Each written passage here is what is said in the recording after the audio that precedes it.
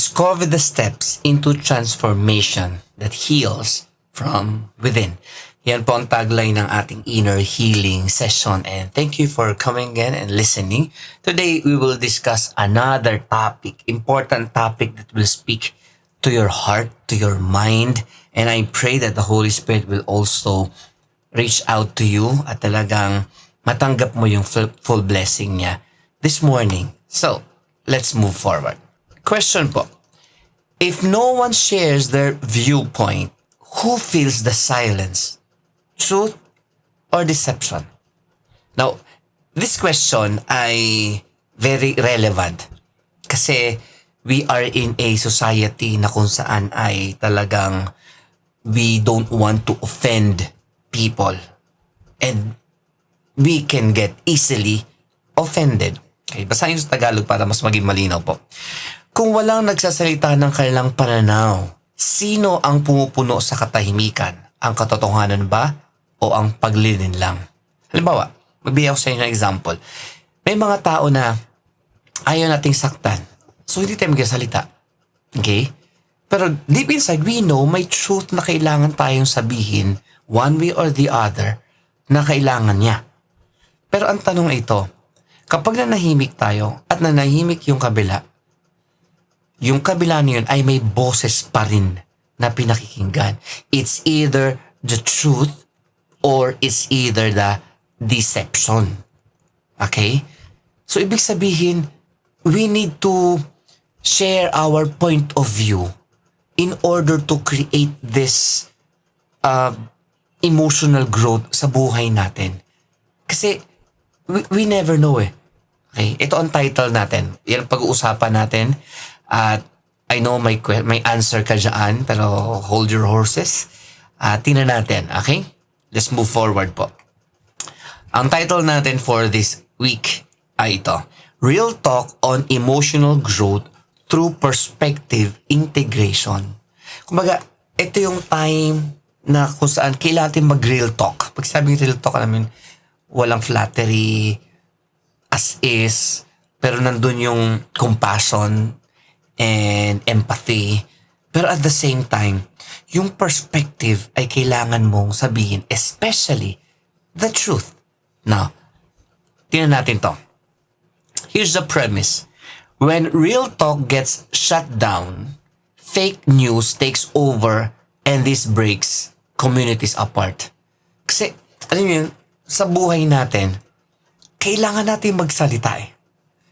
Okay? At the two extremes are, salita lang ng salita, wala tayong pakialam sa emosyon ng ibang tao. O the other side lang, mananahimik na lang ako para wala ako masaktan. Pero either way sa extreme na yon is the middle ground na kung saan yung taong kakausapin natin, may darating pa rin sa kanyang fake news. Whatever means possible, may darating yan. Anak mo yan, asawa mo yan, kapatiran sa church, your friend, your best friend. If you keep yourself from speaking the truth in love, well, may fake news na gagamit ng silence mo. Andiyan ba kayo?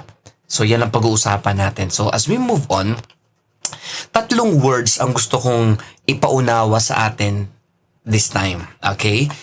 These three words are the modes of communications. Okay? Yung unang word ay debate. Okay, naisip ka na agad yung mga politicians na nagbabangayan, okay, mga religious leaders na nag-aaway. Discussion. Okay, parang school. Dialogue. Parang seminar. Okay, so, tingnan natin. Let's define each of them. Number one, debate is a structured, organized argument of contest of ideas between two opposing sides regarding a specific topic or resolution. Tandaan niyo yung words na structured, organized na argument, pero at the same time, it's a contest. May matatalo, may mananalo. Okay? At sabi nga nila, sa pagtatalo, walang nananalo. Okay? Parehong hurt. Pero sa debate, as you can see, this is the Sa tatlong nilagay ko sa inyo na pinakita ko sa inyo na words diyan, yan ang pinaka-negative. Kasi yan ang full of negative emotions. Pero on the other side, mayroon din naman siyang good emotion. Pero mostly, it's a negative reaction. You are trying to prove that whoever you are talking to is wrong. That's why you debate. I'm right, you're wrong. Or you're right, I'm wrong. That's a debate. Now, tingnan natin yung pangalawa. Yung pangalawang word ay, ang tawag doon ay discussion. Discussion is an interactive conversation or debate. May pagka-debate din siya, pero as explain ko mamaya.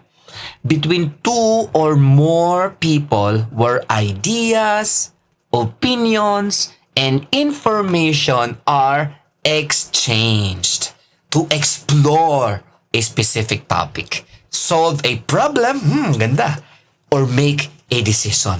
Now, ang discussion, this is a positive form of communication. We discuss the problem.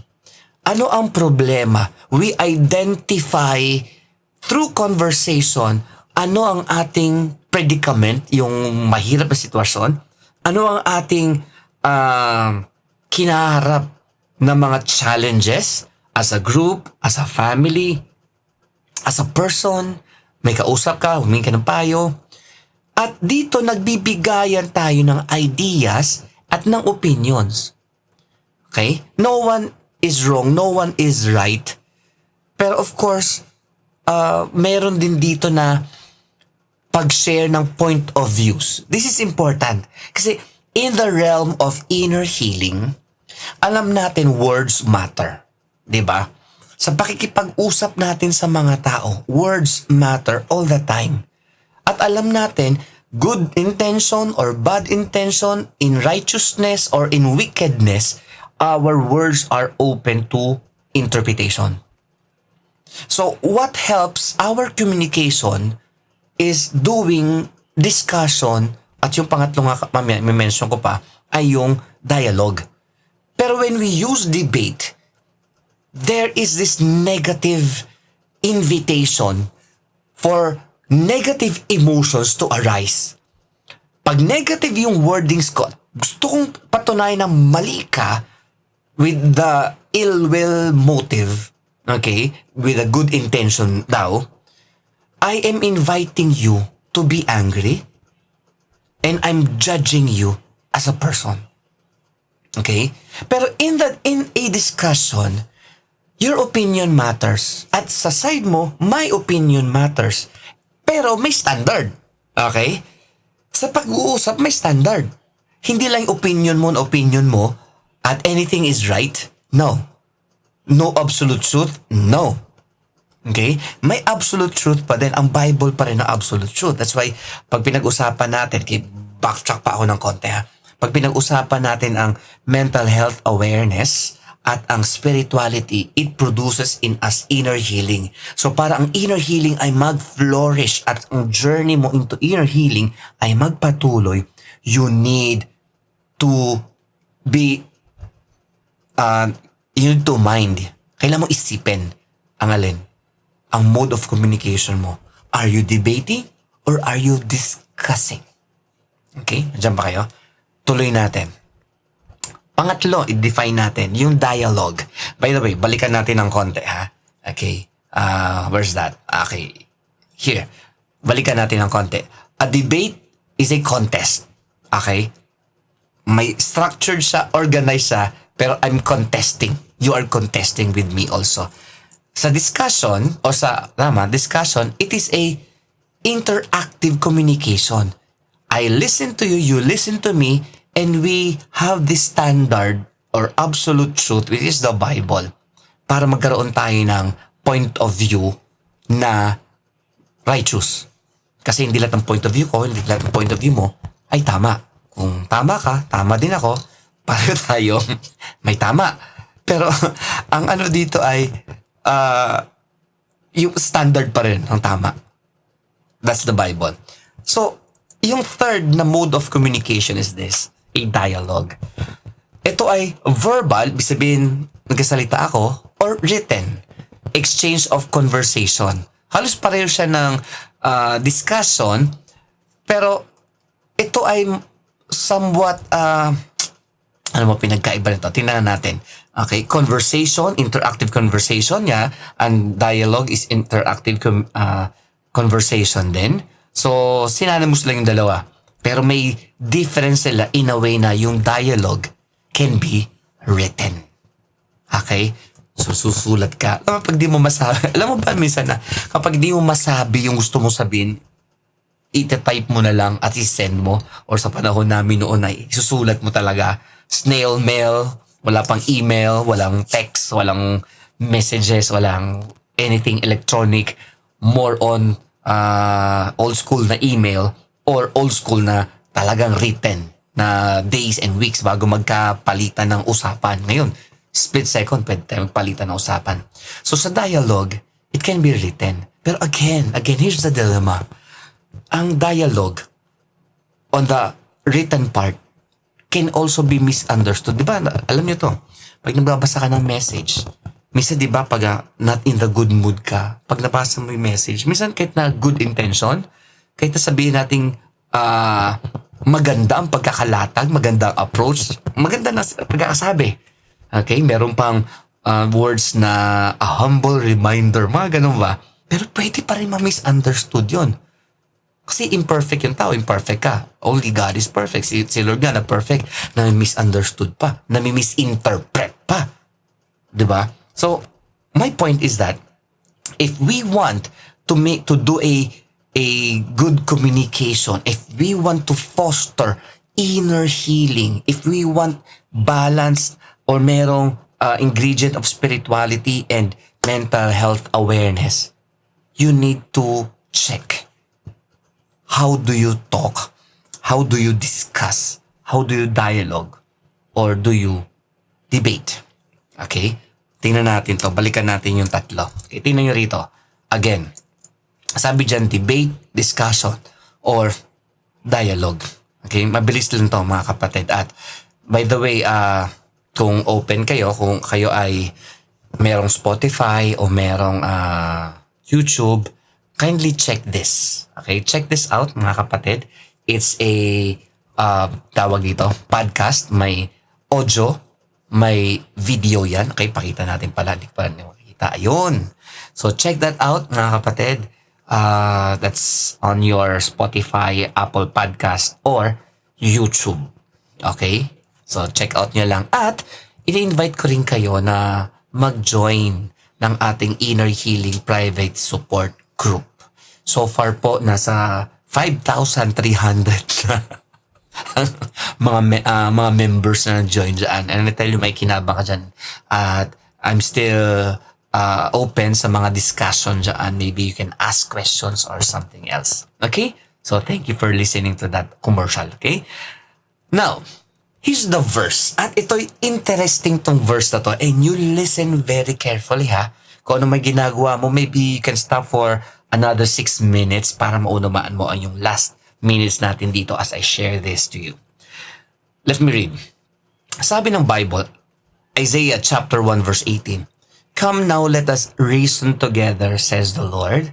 Though your sins are like scarlet, they shall be white as snow. Though they are red as crimson, they shall become like wool." Now, yung first 2 lines, tingnan nyo. Come now. The Lord is speaking here through Prophet Isaiah. Sabi niya, "Ali kayo, tara. Tayo ay magbalitaktakan. Let us reason together. Not debate." That reasoning is a discussion or a dialogue. Nice. Whew. Pansin nyo ang Bible. Napakahusay talaga ng Bible if you want to understand yourself, if you want to understand other people, especially if you want to know God and worship Him and serve Him. Go to the Bible. At ang sabi rito, ni-invite niya tayo to reason together. Gusto ni Lord na makipag-discuss tayo sa Kanya through His Word, through our prayers, through the Holy Spirit, and through the things that happen to us gusto ni Lord na makipag-discuss sa'yo. Diba? May problema ka. God is speaking to your problem. He is changing your perspective and He wants you to add Him into the picture. Hindi pwede, malas talaga ako. Don't say that. Akong pinakamalas sa lahat ng tao. Sila walang mga problema. Itong problema ko. May sakit pa ako. Blah, blah, blah. Don't do that. Okay, you're hurting yourself and you're hurting God. Be open to other people's perspective, especially from the Bible. Kung yung perspective na pagsasalita ng mga tao is from the Bible, okay, nasa mga Bible ko. Here it is. If the people who are talking to you and telling you things and saying to you, from the Bible to, kaya medyo malayo para kita ko. From the Bible, itong sinasabi ng Bible, don't shut them out agad-agad. Parang, Bible na naman, dami ko na ang problema. Ang hirap na nga maunawaan ng book na yan, kung ano-ano pang pinagsasabi mo sa akin. Okay, maybe it's not you. Pero, it happens. So, come on, let's reason together with people. Kung hirap ka makipag-reasoning sa Panginoon, hindi yun, hindi alabay hindi palusot. Magkaiba to. Hindi palusot. Kundi ito ay, Lord, parang ganito, Lord, what is your will? Lord, hindi ko maunawaan ang sitwasyon. Sakit na ng damdamin ko, nasaktan na naman ako. You tell your emotions to God in prayer. You tell your emotions to people. Sometimes there are counseling na kailangan ng 3 to 6 months para i-process. Okay? So that word, yung process, tandaan niyo po yung word niyan. Sometimes may mga situation tayo na kailangan i-process. And you cannot do it yourself. Hindi mo pwedeng check upin ang sarili mo. You need a doctor para i-check up ka. Okay? Hindi ka pwede mag-over-the-counter medicine lang lagi. Ask the expert. Okay? People who have been through life, may experience na yan, especially kung may word of God na natutunan siya along the way at may pagkakamali siya pero natuto siya. Listen to those people. Learn from those people. Learn from the word of God. Learn from this. Okay? I'm not a psychologist, but I'm a pastor, pero I really, really recommend reading the Bible in the eyes of mental health at kung anong science man o psychology na meron dyan. Naalala ko. Psychology, ang meaning niyan is the study of human behavior. You see, in the Bible, we can study how people behave. Like Job, like Peter, si Isaiah, yung mga gusto na mag-give up. Pero God touched them. They obeyed God. They humbled themselves. They repented. They opened their hearts and their minds para sa perspective ng Bible. What happened? Nakabawi sila. Ikaw ba, meron ka bang kailangang bawiin na mangyari sa buhay mo? Then I think you should hear what the Word of God says in light of spirituality and mental health. At dito sa ating, ngayon episode 61 na ba tayo? Yeah, kung na nagkakamali, 61. At ito, kung narinig nyo ito through this podcast, okay, nilagay na natin yung lahat ng teaching moments natin sa inner healing sessions that happen every Saturday, 6 a.m. Kaya kung sa palagay mo kailangan mo, let's come and invite other people. At kung may hadlang na hirap gumising, gano'n, maybe you should leave your comfort zone and look for a perspective. Hindi lang yung, alam mo yun, yung tayo lang ang tama. In conclusion, hear this. Humans are fundamentally relational beings. Nangiwala ka dyan. We relate with people, we relate with God. Sometimes we relate with inanimate objects, with animation. Kahit na hindi sila nakaka-relate sa atin, di ba? Pero we relate, especially to people who relate back to us. It's a mutual transaction. I relate with you, you relate with me, at natututo tayo sa bawat isa. So with that, we are created in the image of a relational God. So this is what we should do. Refuse damaging relationships. Wow. I know that, at alam kong alam mo rin yan, na maraming relationship ang nasira dahil sa chismis. Refuse chismis. If you want inner healing, you cannot receive that sa magitan ng pagchismis sa ibang tao.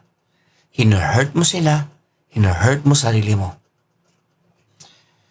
Diffuse damaging relationship by learning to properly communicate, learn to better discuss and dialogue rather than debate. Sa lahat ng sinabi ko, tandaan niyo, we are relational beings and God wants us to relate to people, communicate properly with people.